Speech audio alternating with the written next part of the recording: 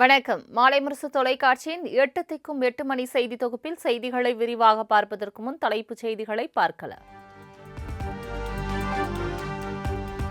2026ஆம் ஆண்டின் முதல் சட்டமன்ற கூட்டத்தொடர் ஜனவரி 20ஆம் தேதி தொடக்கம். சட்டப்பேரவைத் தலைவர் அப்பாவு அறிவிப்பு.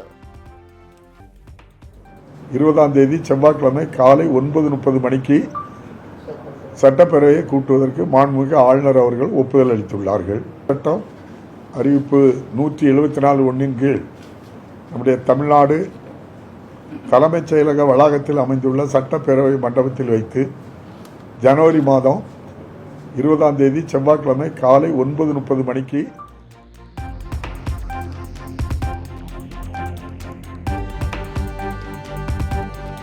இந்தியாவிலேயே தனி காட்டு ராஜா போல் செயல்படுகிறது தமிழ்நாடு. அனைத்து துறைகளிலும் தமிழ்நாடு முதன்மை மாநிலமாக திகழ்வதாகவும் முதலமைச்சர் மு க ஸ்டாலின் பெருமிதம். இந்தியாவிலே தமிழ்நாடு தான் தனிக்காட்டு ராஜா என்பது போல நாம் பெற்றுள்ள 11.19 விழுக்காடு இரட்டை இலக்க பொருளாதார வளர்ச்சி.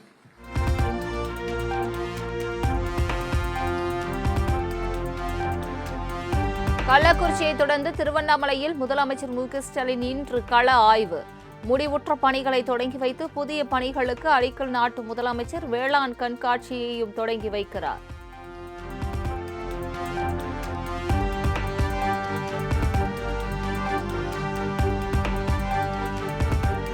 வாக்காளர் பட்டியலில் புதிதாக பெயர் சேர்ப்பு, நீக்கம் மற்றும் முகவரி மாற்றம் மேற்கொள்ள இன்றும் நாளையும் சிறப்பு முகாம். 2ஆம் கட்டமாக ஜனவரி 3 மற்றும் 4 ஆகிய தேதிகளில் அனைத்து வாக்குச்சாவடிகளிலும் மனுக்களை அளிக்க பொதுமக்களுக்கு அழைப்பு.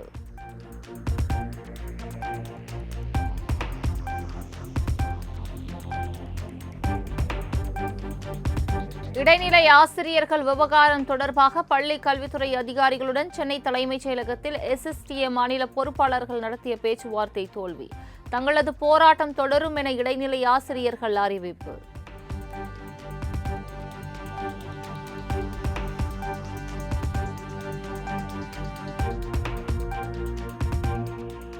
சம வேலைக்கு சம ஊதியம் என்ற திமுக தேர்தல் வாக்குறுதியை நிறைவேற்ற கோரி போராடிய இடைநிலை ஆசிரியர்களை கைது செய்வதா, அராஜக போக்கை உடனடியாக கைவிட வேண்டும் என திமுக அரசுக்கு எடப்பாடி பழனிசாமி வலியுறுத்தல்.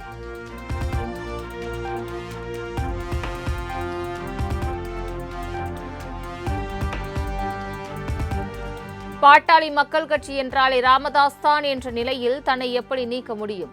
அன்புமணியை கட்சியை விட்டு நீக்கிவிட்டதாக ராமதாஸ் அறிவித்து விட்டார் எனவும் ஜி.கே. மணி பேட்டி. அடிப்படை உறுப்பினர் இல்லாத ஒருத்தர் எப்படி என்ன போய் கட்சியில் நீக்க முடியும்? அருளை கட்சியில் நீக்க முடியும், வேற யாரையாவது நீக்க முடியும்? யாருக்கும் எந்த அதிகாரமும் இல்லை.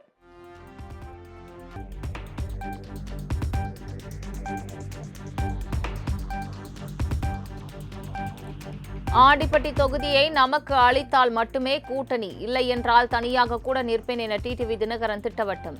பூத் கமிட்டி வேலைகளை முறையாக பாருங்கள், நிச்சயம் நான் ஆண்டிப்பட்டி தொகுதியில் தான் நிற்பேன் எனவும் நிர்வாகிகள் மத்தியில் பேச்சு.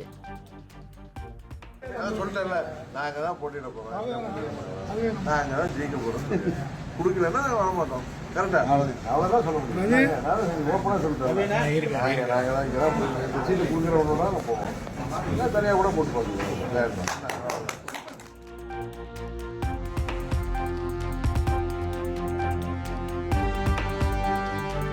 2025-26ஆம் ஆண்டுக்கான நீர்நிலை பறவைகள் குறித்த கணக்கெடுப்பு இன்று தொடக்கம். அனைத்து வன கோட்டங்களிலும் உள்ள நீர்நிலைகளில் 2 நாட்கள் கணக்கெடுப்பு நடைபெறும் என தமிழக தலைமை வன உயிரின பாதுகாவலர் அறிவிப்பு.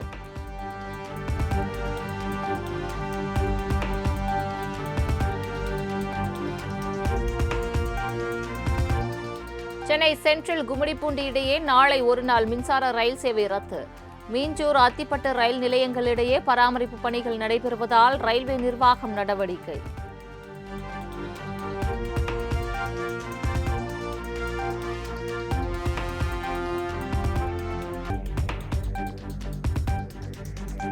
பணி நிரந்தரம் உள்ளிட்ட கோரிக்கைகளை உடனடியாக நிறைவேற்ற வலியுறுத்தல்.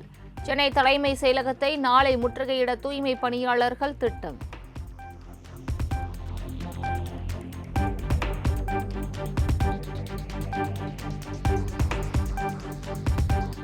தேடப்படும் குற்றவாளிகளாக அறிவிக்கப்பட்டு பின்னர் தப்பியோடியவர்களை மீண்டும் இந்தியாவுக்கு கொண்டு வரும் பணிகள் தீவிரம்.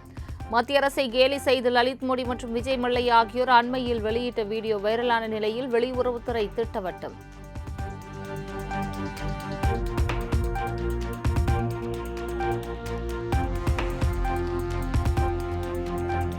H-1B விசா நேர்காணல்களை அடுத்த ஆண்டு மே மாதத்திற்கு அமெரிக்கா ஒத்திவைத்த விவகாரம். ஆயிரக்கணக்கான விண்ணப்பதாரர்கள் கடும் பாதிப்புக்கு உள்ளாகி இருப்பதால் அதனை மறுபரிசீலனை செய்ய மத்திய அரசு அறிவுறுத்தல்.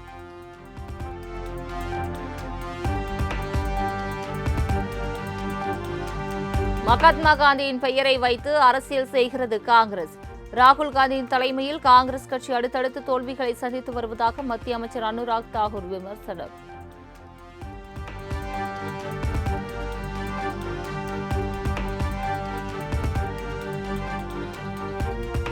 மகாத்மா காந்தி 100 நாள் வேலை திட்டத்தின் பெயரை மத்திய அரசு மாற்றியதன் எதிரொலி. அடுத்த கட்ட நடவடிக்கை குறித்து மல்லிகார்ஜுன கார்கே தலைமையில் இன்று காங்கிரஸ் கட்சியின் உயர்மட்ட குழு கூட்டம்.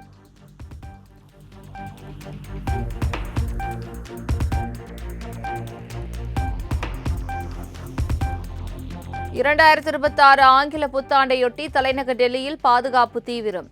சாந்தினி சவுக் பகுதியில் நூற்றுக்கணக்கான போலீசார் கொடி அணிவகுப்பு, மோப்பநாய் உதவியுடன் தீவிர சோதனை.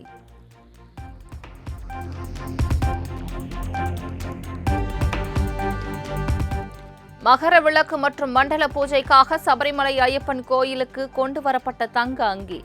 ஆரமுள்ளா பார்த்த சாரதி கோயிலில் இருந்து ஊர்வலமாக கொண்டு வரப்பட்ட அங்கிக்கு சிறப்பு வழிபாடு.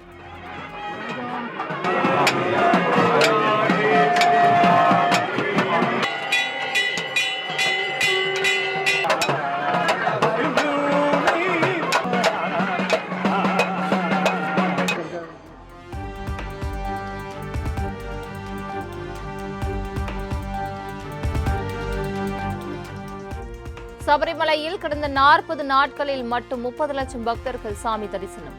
கடுமையான கட்டுப்பாடு காரணமாக பக்தர்களின் வருகை இந்த ஆண்டு 2 லட்சம் வரை குறைவு என தகவல்.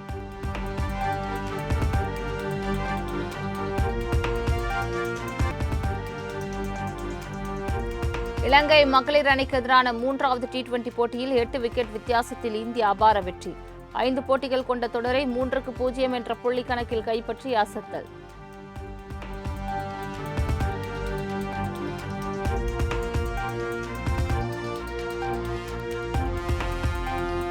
T20 கிரிக்கெட்டில் அதிக விக்கெட்களை வீழ்த்தி ஆஸ்திரேலியாவின் மேகன் ஸ்கட் சாதனையை சமன் செய்த தீப்தி சர்மா. இதுவரை 131 போட்டிகளில் 150 விக்கெட்களை வீழ்த்தி அசத்தல்.